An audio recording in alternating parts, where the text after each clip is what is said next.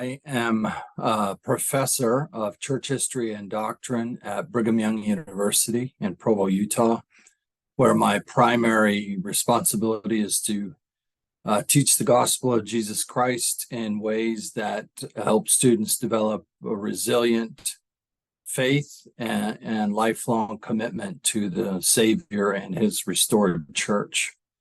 So I teach classes on the early history of the church, primarily classes that are based on the Lord's revelations to Joseph Smith.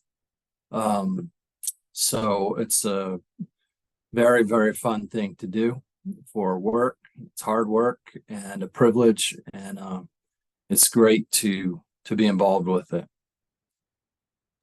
Perfect. Thank you so much. And, maybe giving a little bit of personal background of, a few years ago, I was having some questions about the church and church history. And then I found on YouTube a video from the church's channel about, I think it was called Gospel Solution for Families with Stephen Harper. And that's when I first learned about you and the research that you do.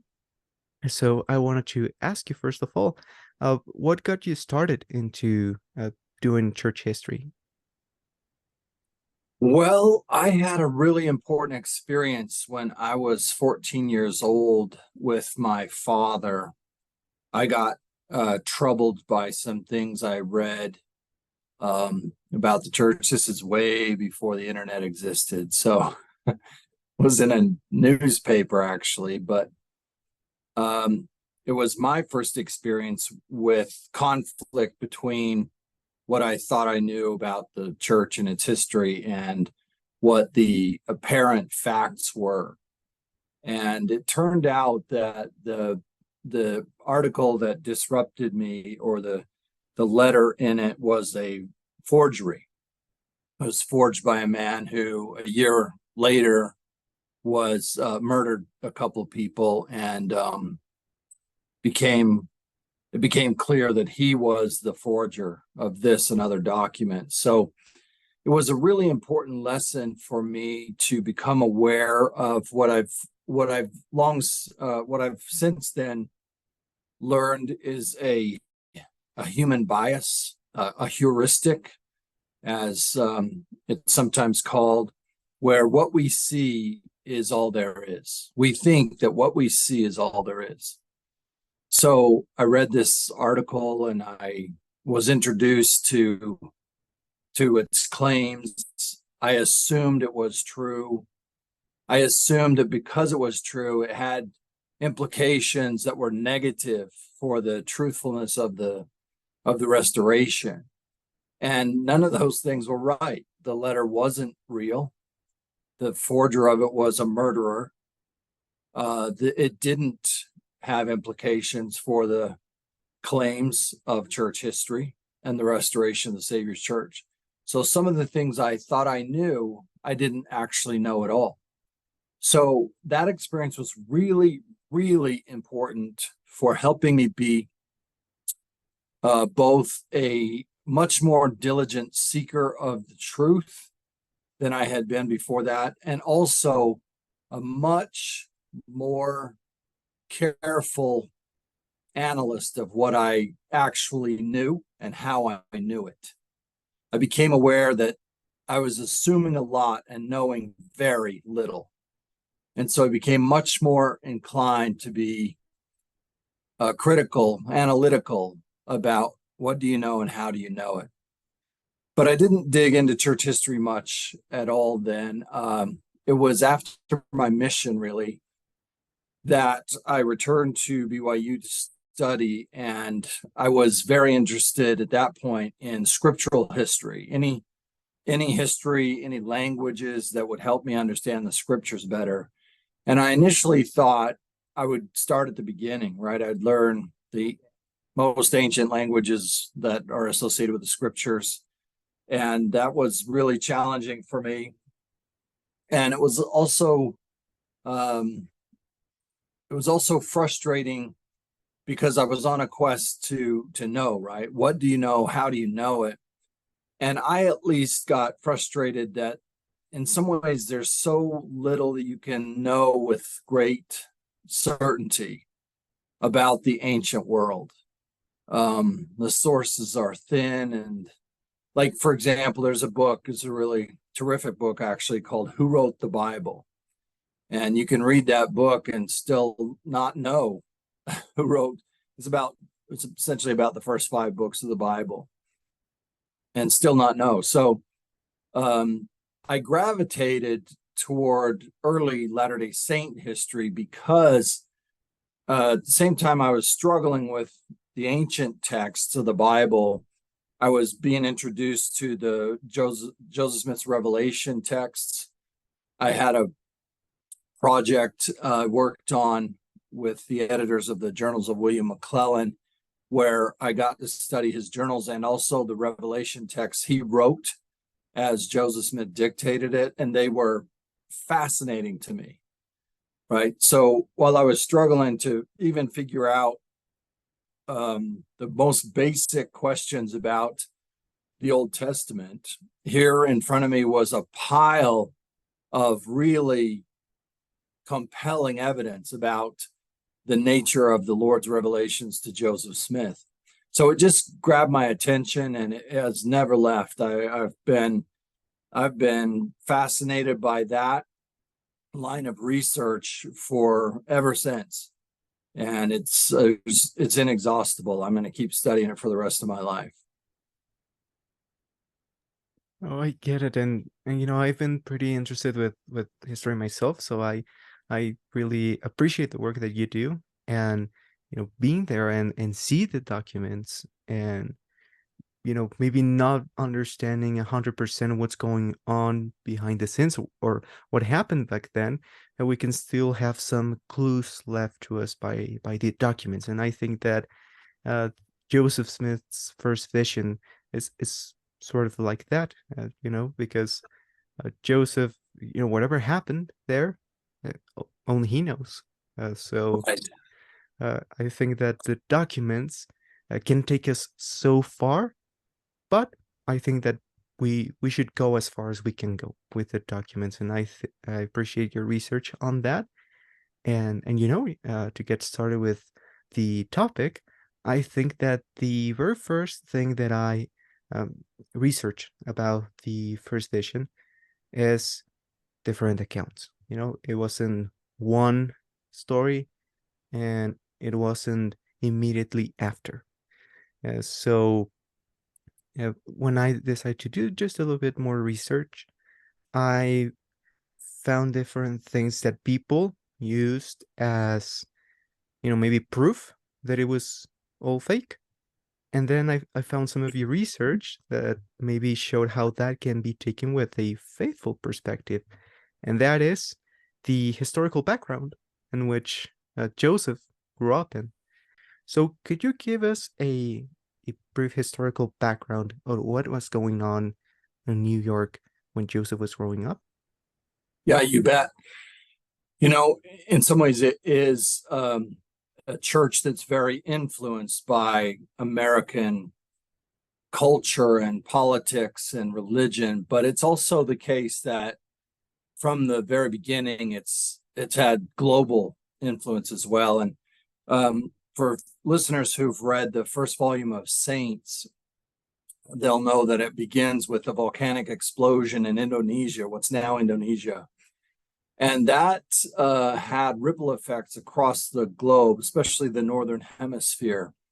And one of the things it did is caused really erratic weather in New England, which is the northeast corner of the United States.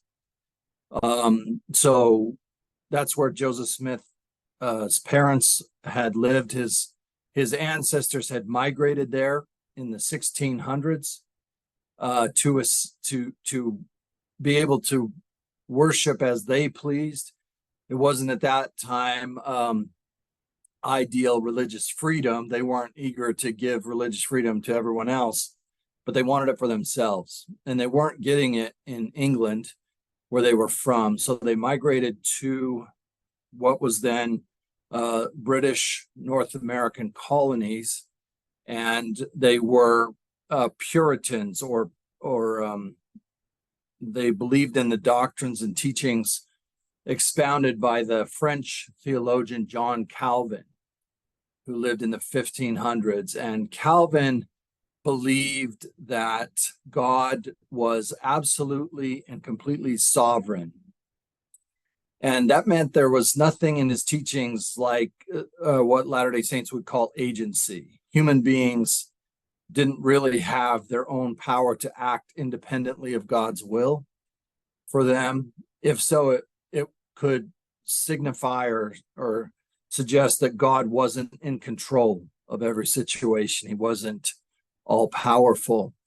So Calvinists believed that it was God's doing that decided who would be saved and who would be damned, and that most people would justifiably be damned, but a few would be saved by God's grace. And those were the ones that he arbitrarily selected.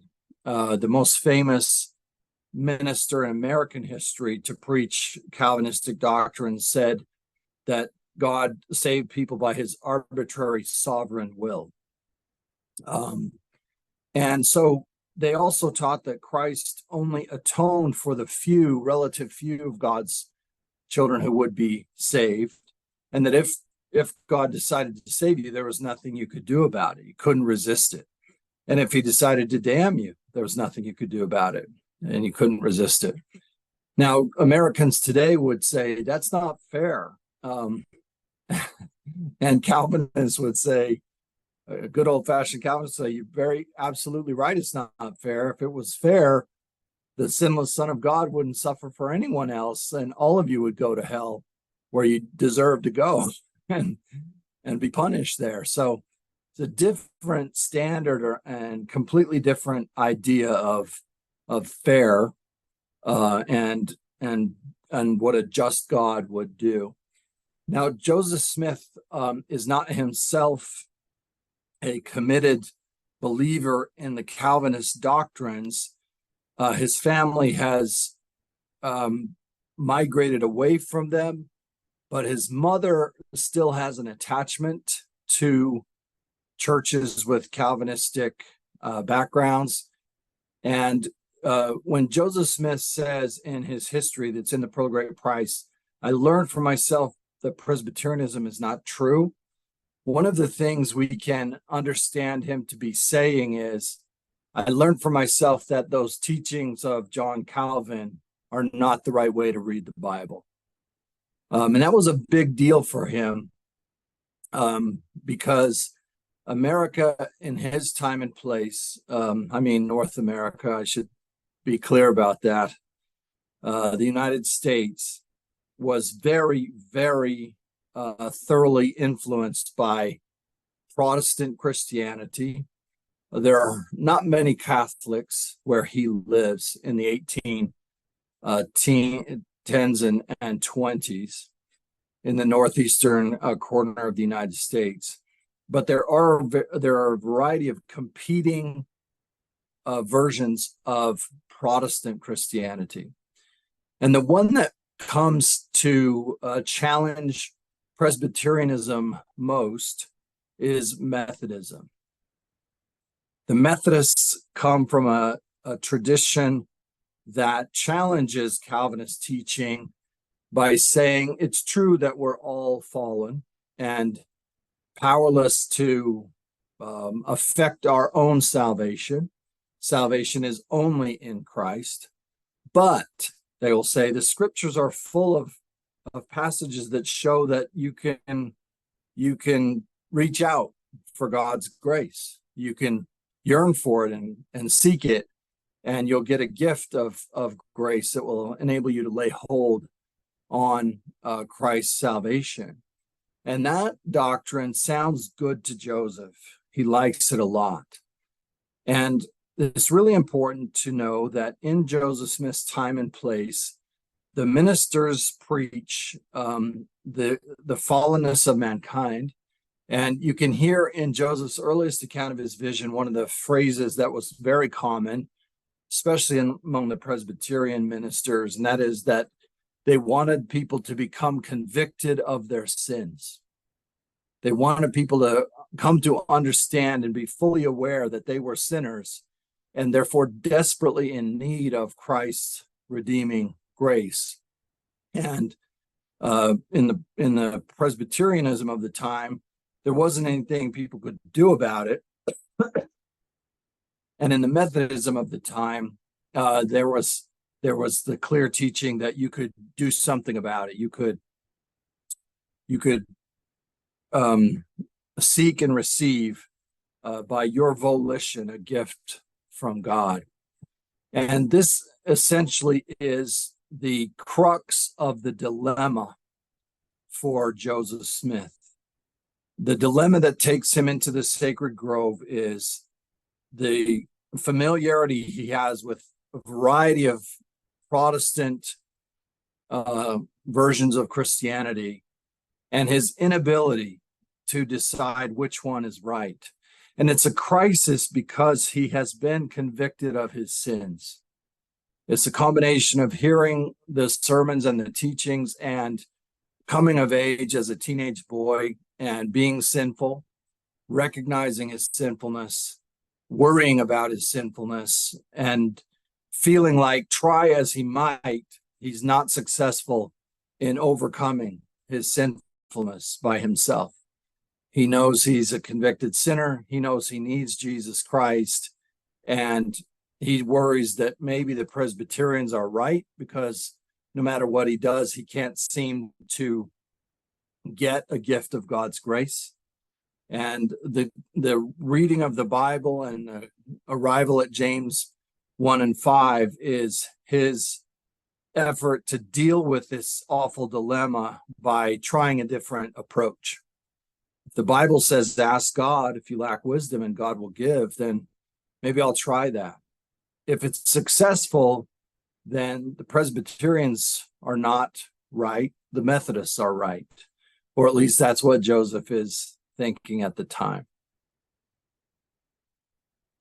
Perfect. And I find this history, of the belief system at the time very interesting.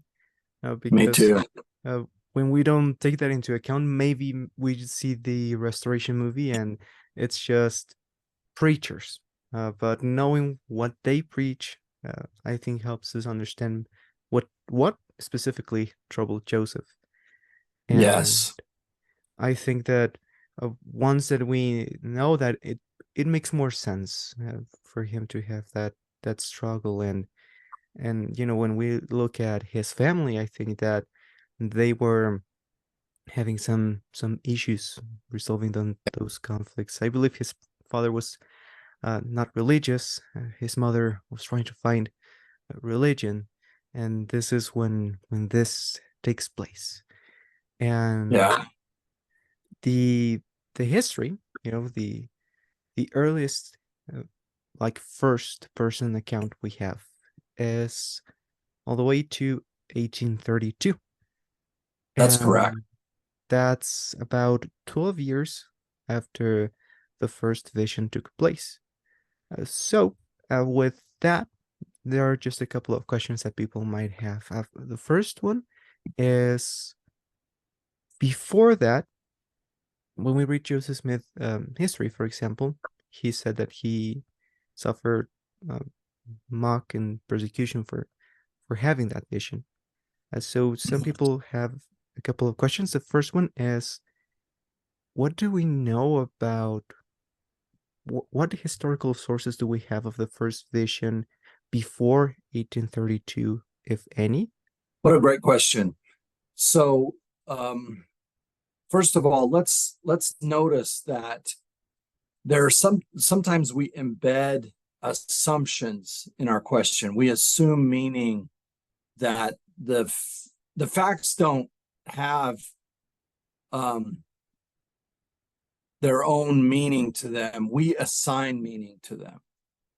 So, for example, a person might say, did you know that it was 12 years after the vision before there was even a record of it? And the meaning that's being assumed there is that's a bad thing, right? It's bad that 12 years pass, and as far as we know, there's no record made of it. Well, I invite everybody to consider, why is that a bad thing? Why default to the assumption that there's something wrong with that? Because if you were to say, did you know that it was maybe 60 years after Jesus before there was a gospel that told about his birth or death or resurrection, right? Is that the same people don't tend to interpret that fact negatively like they might the fact that Joseph's first vision account is later. Now, Joseph may have recorded the vision earlier than that, but if so, we don't have it. So this is a case where we want to be aware of our mental shortcuts that we default to. And one of them is what we see is all there is. So sometimes you'll hear people say, well, he didn't record it until 1832. We could ask them, how do you know that? How do you know that? How do you know he didn't record it in 1828 or 1829 or 1830, right? Or another time? We don't know. All we know is that we don't currently have an account earlier than 1832. We also know that we have a reference to it in 1830. Doctrine and Covenants section 20 refers to the time when Joseph received a remission of his sins. And when we read that in light of his later vision accounts, we can tell he's referring to the vision.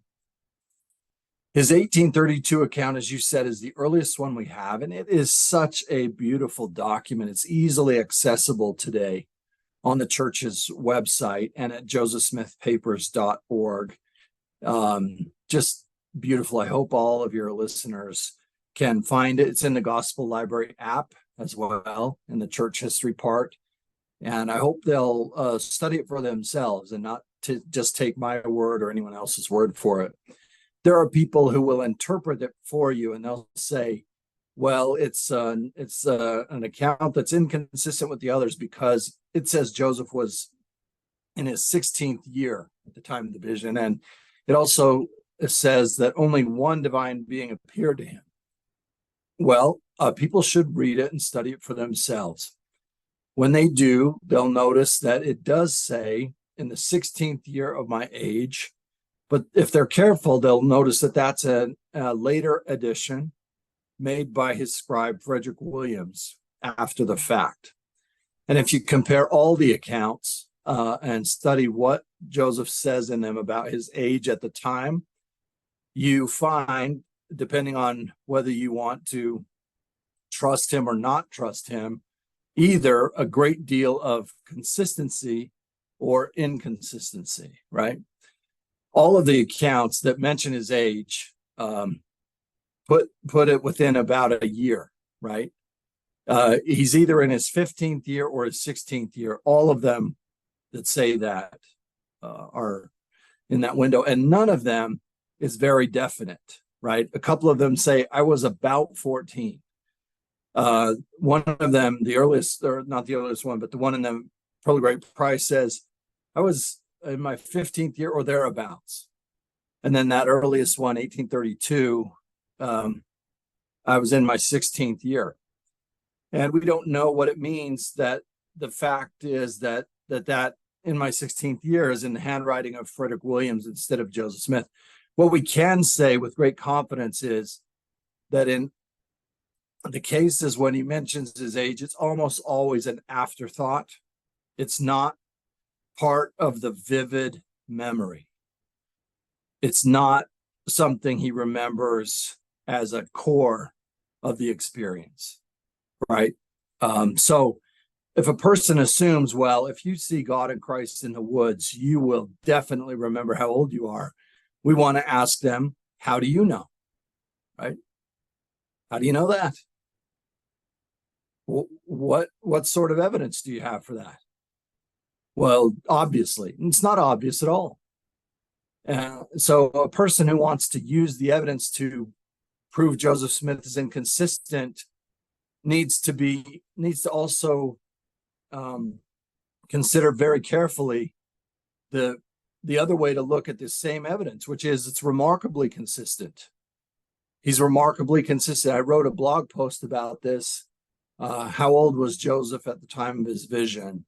And if any of your folks are interested, I'd be happy to share that. They could look it up.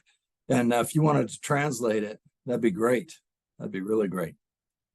It analyzes all the accounts, and especially his age at the time.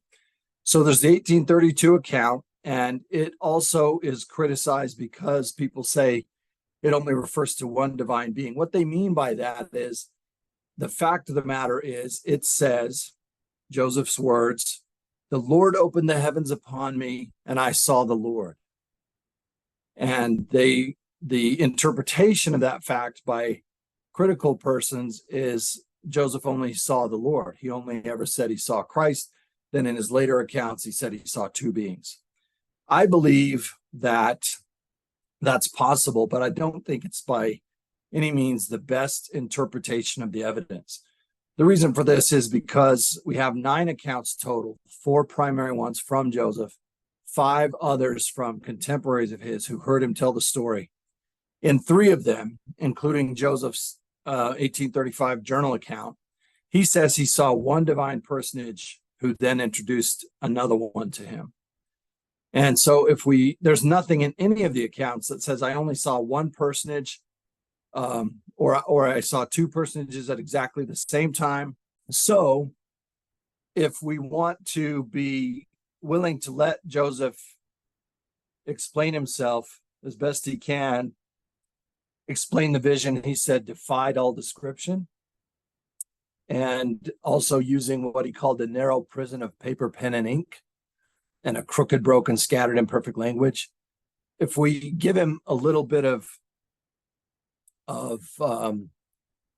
grace, if we say maybe he's struggling to describe this vision, then we could see in his 1832 account, when he says, "The Lord opened the heavens upon me, and I saw the Lord," that he means God opened the heavens and introduced me to Jesus Christ. That would be entirely consistent with the other accounts. So frankly, it's a choice that a person makes to say either Joseph Smith is inconsistent or he's consistent. The facts are the same either way, and really smart people interpret either way, people who know the facts. But most of the people out there making these claims are not actually in the know. They're just parroting what they've heard someone else say. And I'm so incredibly unsatisfied with that. I would have to look at this stuff myself. I have, over and over. And I've studied it for myself, and I've learned all about the world of Joseph Smith. And I believe that he is consistent in his tellings of the vision. Not perfectly so. No one is, right? You could interview 100 people about their memories and have them tell you the same story of their life over a period of 15 years, and nobody would be more consistent than Joseph Smith was. Elder Kyle McKay illustrated that with his own experiences. What are the historical background behind each account? Was each account a sermon that Joseph told everyone about, or what's the history behind all of the accounts? That is an excellent question. I'll tell you what we know. There's a lot we don't know, but the Lord told Joseph Smith on the day the church was organized to keep a record, and in it that he would be known and demonstrated to be a prophet, a seer, an apostle of Jesus Christ. Well, by the time the church is organized, Joseph Smith has 2 manuscripts of the Book of Mormon, an original manuscript and a printer's copy, a backup copy. He has dozen plus Revelation manuscripts, but he has no record of his very first revelation, right? He has not written it down as far as we can tell. And so if he doesn't record that, it's going to be lost to history. And the Lord tells him to keep a record, let there be a record kept. Joseph knows that's important, but he also has the other side of his dilemma is he's not good at it. We know this because we can read his own writing. The 1832 account is 6 pages long. It has just 2 or 3 sentences in it. It's bad grammar. It is definitely not the same mind as whoever wrote the Book of Mormon minds in the case of the Book of Mormon, right? It's 2.5 years after the Book of Mormon manuscript, and it is so much simpler and much harder. Like the person laboring to write the 1832 account is having a difficult time, and the people writing the Book of Mormon are not. They're often waxing very eloquent and sophisticated. So Joseph Smith tells us at the beginning of his 1832 account that he has to, if you read the first page, it's a really interesting contrast. The first half page is about the marvelous things that Jesus Christ has done through Joseph Smith. And it kind of gives a list or like a table of contents, what we're going to talk about in this document. The second half of the page, the tone is completely different. Joseph Smith starts speaking in the first person, and he says, look, I am merely instructed in the ground rules of reading, writing, and arithmetic. I can barely write. His wife, as you know, says when I married him, he could barely write a coherent sentence. And this document is evidence that he's smart, but he's not a good writer. He doesn't have the training to be a good writer. Writing is a real struggle for him, and he's quite self-conscious about it. So that's the dilemma. Joseph, you've got to record your vision. I can't record my vision. I'm not good. It defies description. I can't do it. And that tension will help us understand why he records what he does when he does. The first recording of the vision corresponds pretty closely to a revelation the Lord gave to Joseph that's now in section 85 of the Doctrine and Covenants. And it says, Joseph, you've got to keep a record. You got to document your life. And about this, almost the exact same time of this revelation, Joseph gets his first letter book, and this autobiography is on the first 6 pages of that letter book. Joseph also starts keeping a daily diary at about this time. And we can see it's a great struggle for him. He writes in it every day for 10 days, and then he quits for 10 months. It's just a hard thing for him to do. So reader or your listeners should pay attention to that dilemma that Joseph faces and the tension it creates. What happens then, I think, is he writes the 1832 account, but I don't think he likes it. I don't think he feels like it accurately represents well enough what actually happened. A reason I think that is because there's no evidence that he shared it with either Oliver Cowdery or John Whitmer, who were both appointed as the ones to keep the records and history of the church. Joseph, a few years later, is going to spontaneously tell the story of his vision to a visitor. And this time he's not writing anything, and he's not worried about the limitations of his writing. He's telling the story of the coming forth of the Book of Mormon, and he says the first thing that happened in that sequence is I was perplexed and distressed.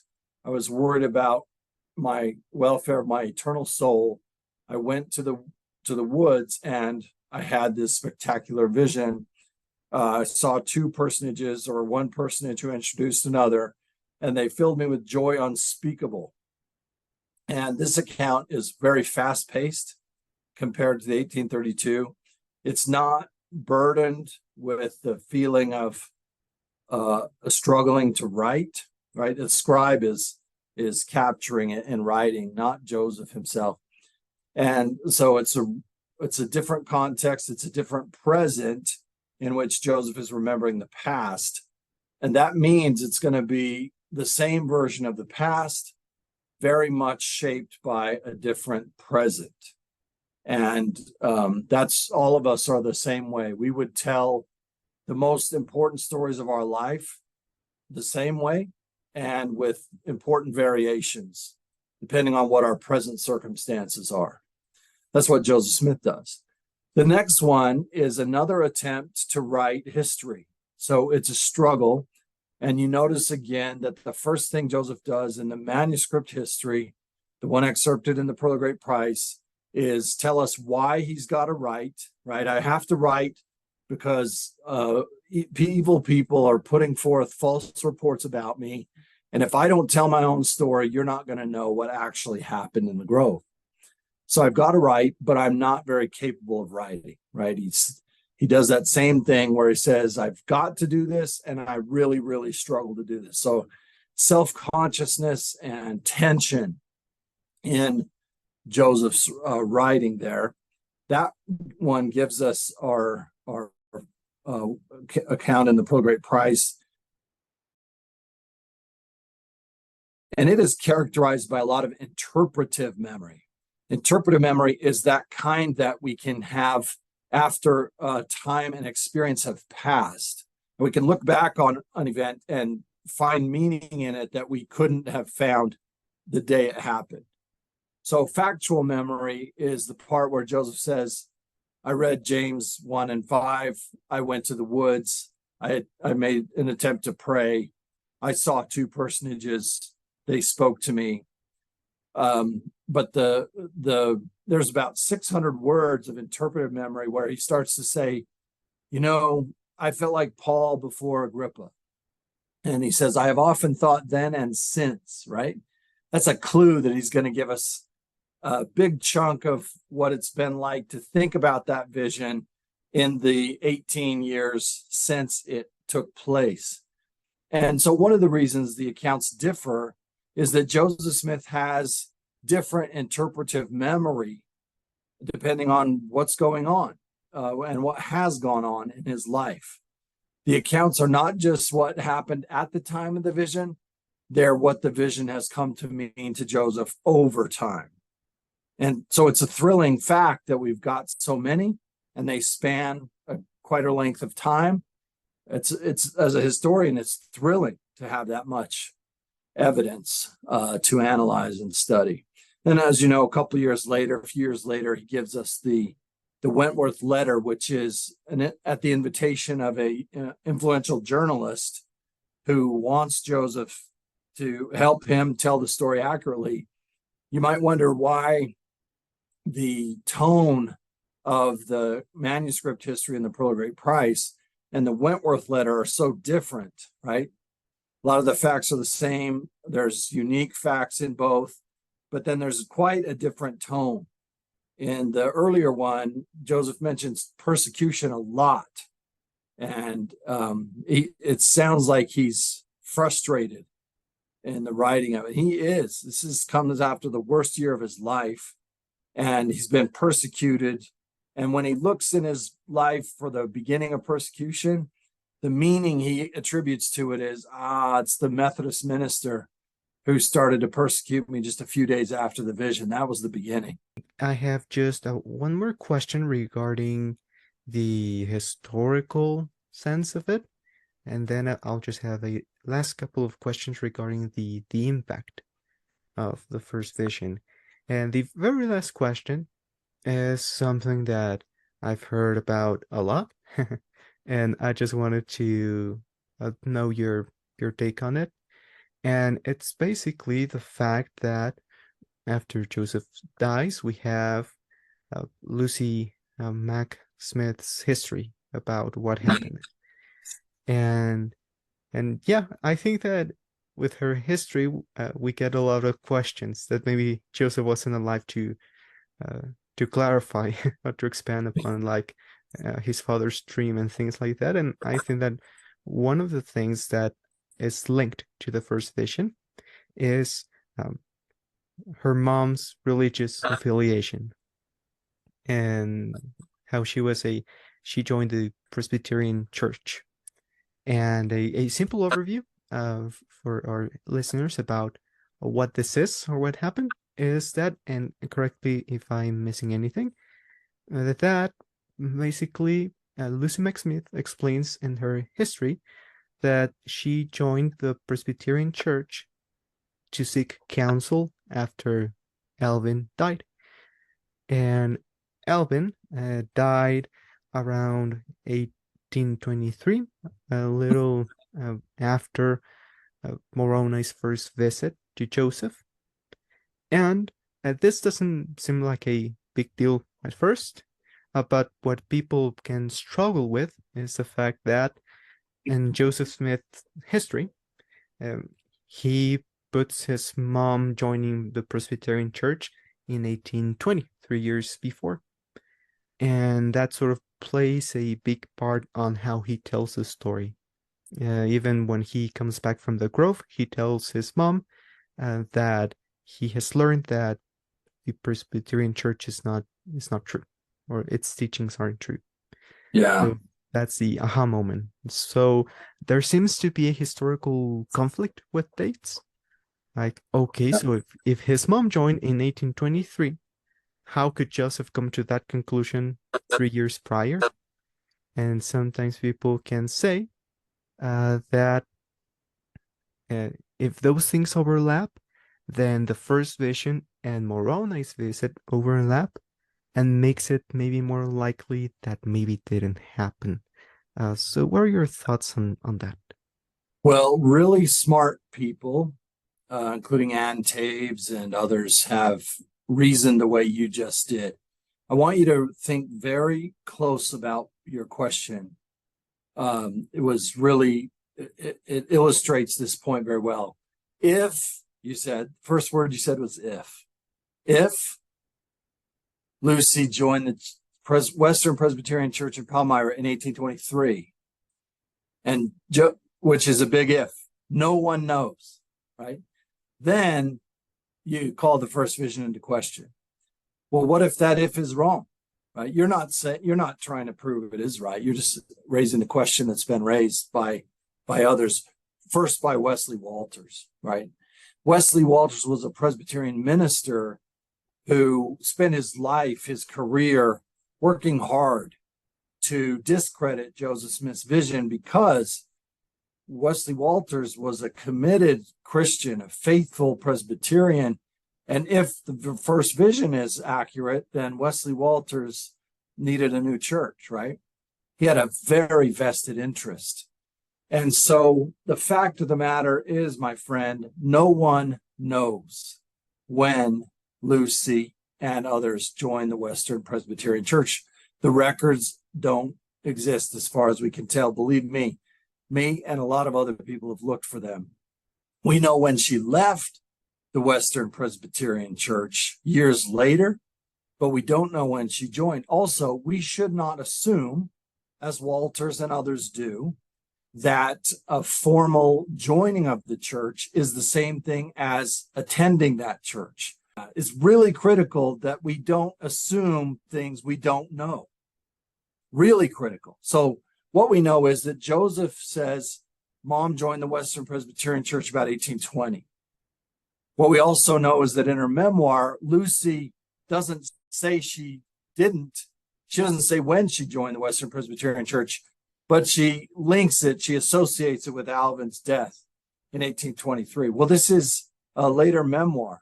The same people who will be super critical of, who will use this point of evidence to undermine the first vision, will in other ways, in other things they write or talk about, use a late memory to discredit the account, right? So for the very same people who are going to say, well, the earliest account you have of the first vision is 12 years later, it's unreliable, right? Dan Vogel is a good example of this. In his biography of Joseph Smith, he says, because he waits years to tell the account, how sure can we be that he tells what really happened at the time? Well, why is Dan Vogel and others willing to take Lucy Mack Smith's 20-year-old memory of when she joined the Western Presbyterian Church and not even question it? Right? You see how inconsistent it is? No one knows. No one knows. Not Richard Bushman, not Dan Vogel. No one else knows when Lucy joined. Now, the difference is Bushman acknowledges that. Richard Bushman knows not to assume things he doesn't know. And he's much more careful in his analysis of this issue of Lucy joining the Western Presbyterian Church than any of Joseph's other biographers have been. So when someone tells you when Lucy joined the church, Western Presbyterian Church, say, how do you know? And they have to, if they're honest, and usually they really don't know. They're just parroting someone else. If they're honest, they don't know. They don't have any evidence for when she joined.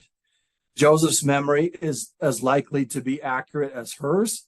And if her memory is accurate that she joined in 1823, that doesn't mean she wasn't attending earlier.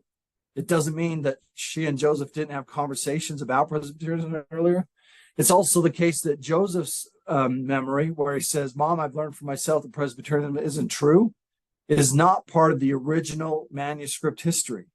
It's an 1842 redaction to what was originally an 1838 document. In other words, it may very well be a blended memory. That may be Joseph remembering a conversation they had in 1823 or 24 as if it was right after the vision.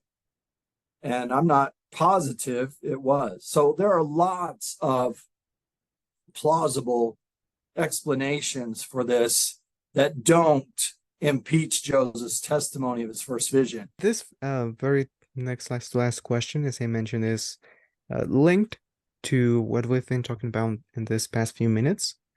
And it's about maybe just going a few years later into the future, right? As how do we interpret history? And that goes back to the 1832 account. And I think I botched the name. I'm bad with remembering names. You can correct me if I'm wrong. I think it's Joseph F. Smith or Joseph Fielding Smith, one of them. Yep. And there's this famous story that he took the 1832 account, the pages from Joseph's diary, and kept it in a vault for a while, and then eventually was released. Now we have it open to the public. But people have this question of why did this even happen in the first place, right? And right. The interpretation, the critical interpretation can be he was scared that this could prove the church wrong, so he hid it, right? So that's a critical interpretation of what happened. But I wanted to ask, from a historical perspective, what information do we have about that incident? Well, we have the document, and we can see that it was cut out of the book in which it originally was, 6 pages. And we can see clearly that when you take those pages and you put them back, line them up with the parts of the book, they came out of that book. There's no doubt about it. Okay. So that's the fact. They came out. Exactly when? We don't know. Who did it? We don't know. What role, if any, did Joseph Fielding Smith play? We're not positive. We do have evidence that he knew about it and that he authorized some people to see it over time. We know that some people wrote to him and said, hey, I understand you've got this document. I demand to see it. And he either didn't answer or didn't.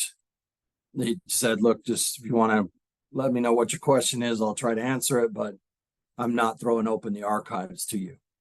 Okay, so now those are the facts. Now, what do? You interpret the facts either with trust that Joseph Fielding Smith was acting in good faith, that he was an apostle and a church historian, and you interpret it in ways that may not necessarily excuse him in everything, but also don't think of him as the devil himself. Or if you choose a more suspicious interpretation, you come up with an idea that has him conspiring to keep the saints ignorant. In my book that I've written about this, I investigated this a lot, and believe me, if I would like to know more about this. Me and other people have looked for the evidence, and it may exist, but if so, I have not seen it. So, in other words, we don't know. We don't know for sure how best to interpret. I showed in my book that it is clear that Joseph Fielding Smith did work to keep the general public from knowing all the facts of church history. And that's a fact. That's not disputable by people who are knowledgeable about this. Now, how will a person interpret that fact? I like to interpret all historical figures with, as best I can, with faith and hope and charity. So in my book, I interpret Sandra Tanner and her mother, who struggled very much with this news. I interpret them charitably.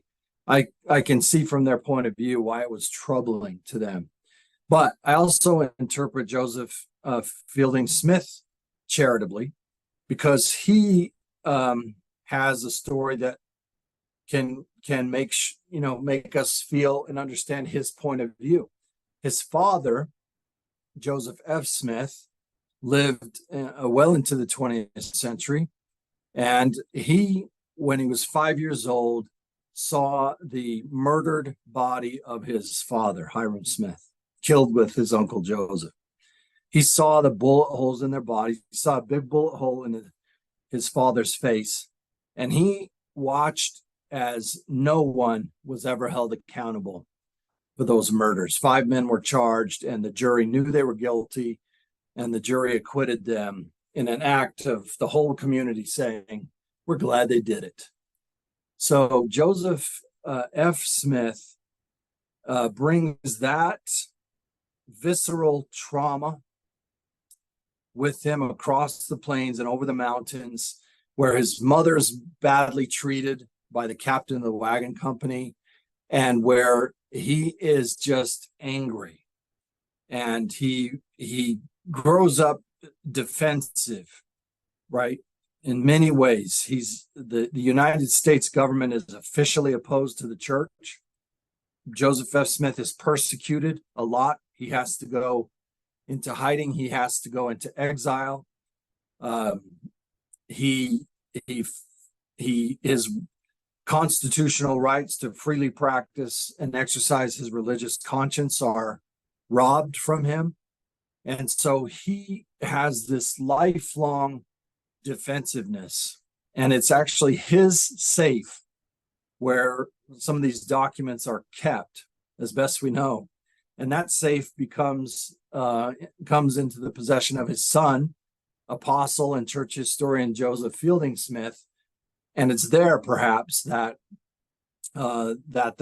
document, those 6 pages, rested and were kept from public attention until the 1960s, when a BYU professor, BYU grad student at the time, was given access to them there and published them as part of published excerpts from them as part of his master's thesis.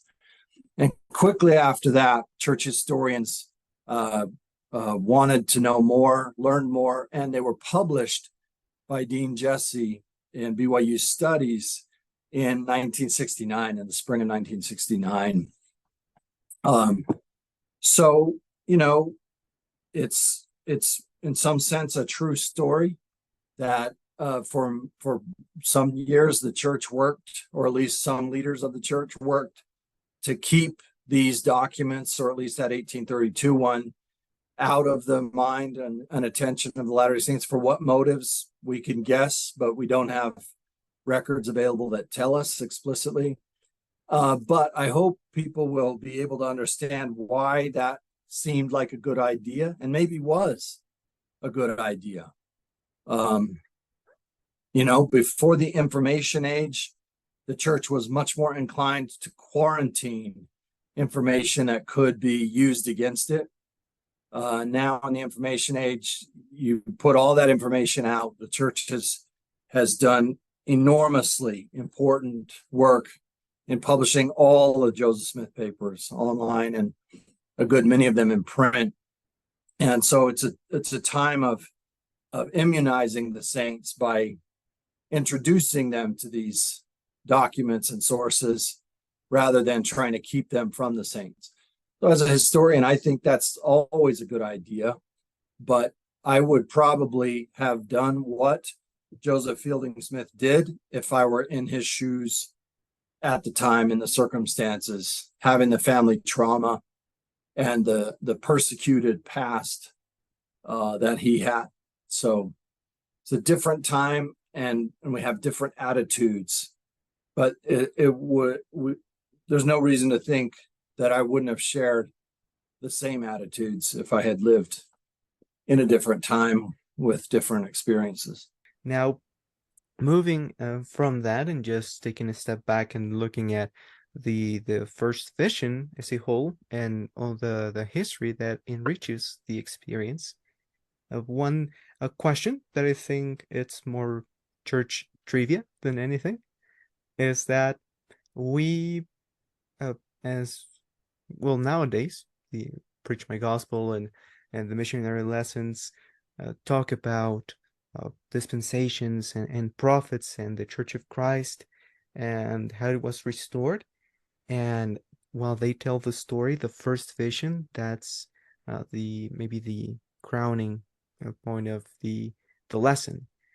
And missionary work now is probably different than it was when the church started. So I see that when church started, the first vision wasn't like the main event or the thing that started the restoration of the gospel. So based on the historical record, how has the first vision taken the place it has now in church history? Oh, wow. Very cool question. I'll give a short answer here. The long answer is in a really important essay that Kathleen Flake wrote called Replacing Memory. And it's also a chapter of her book on Reed Smoot.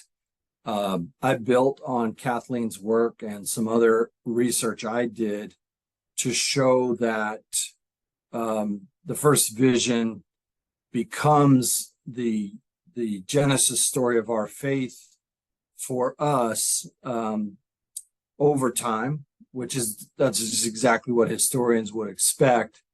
To think, Joseph came out of the grove and went home and said, "Mom, Dad, I just had my first vision.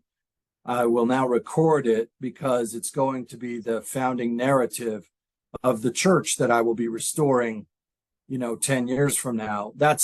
We might project that on him. That might be what we expect, but it's nothing more than an assumption.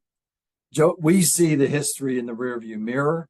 Joseph comes out of the grove knowing he's forgiven of his sins and that he shouldn't join any of the churches and that the gospel will be made known to him, but having no idea, as far as the historical records go, that he will have any kind of prominent role at all in the Savior's church in the latter days. So the vision, first, the factual memory of the vision is, I went to the woods, I said this prayer, I saw these personages, they said these words. But the interpretive memory of the vision, as we've said, by 18 years later, Joseph can see, that was the beginning of the restoration. That event was the genesis of the restoration. And so he narrates it that way in his 1838-39 memory. Now, the saints didn't necessarily pick up on that, right? Joseph's own mother will emphasize that it's when Moroni visits him that he's called to the work. In her memoir, that's the story. She doesn't have anything to say about the vision except what Joseph has already said. She just cuts and pastes. Brigham Young doesn't pick up on the narrative. John Taylor doesn't until much later, but Orson Pratt does. Orson Pratt picks that story up and he tells it and retells it and retells it and retells it over and over. And he pretty single-handedly make sure that it gets in the hearts and minds of Latter-day Saints. And meanwhile, they publish the Joseph Smith history in the Pearl of Great Price, which is a little pamphlet for Latter-day Saints in Britain in 1851. And it's not until almost 30 years later that the church canonizes the Pearl of Great Price as a book of scripture.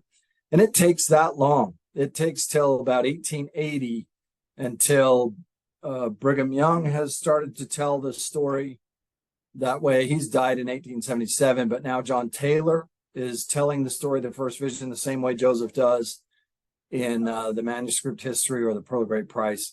Orson Pratt has definitely done that over and over, and he's pretty much accomplished the goal of getting that memory into the hearts and minds of the saints. But that memory doesn't become the beginning point of our story, really, until Joseph F. Smith, in the first years of the 20th century, tells the story over and over and over in ways that ingrain it really deeply as the beginning point. And so nowadays my mission, that was one of the first things we would say. I had parts of the vision account memorized. And that's not how missionaries in 1830 went about their work. And those are facts. Some people could interpret those facts to mean, oh my gosh, there's been change over time. And a historian doesn't expect to panic when you see change over time, or to assume there's something wrong with that. There's nothing wrong with the fact that the early saints didn't know much, if at all, about the first vision. That doesn't mean that the Book of Mormon wasn't translated by the power of God, or the priesthood wasn't restored, or that the church isn't the Savior's restored church on the earth. It simply means Joseph didn't tell it early and often until at least the 1830s. But I have demonstrated that he did tell it earlier and more often than we had previously supposed before. Rick, thank you for sharing that, Brother Harper. I think it's pretty interesting to see how things evolve. From a faithful Latter-day Saint perspective, I personally believe that history enriches our current understanding rather than call everything into question. Me too. I like that, and thank you for sharing that, and thank you for being here today.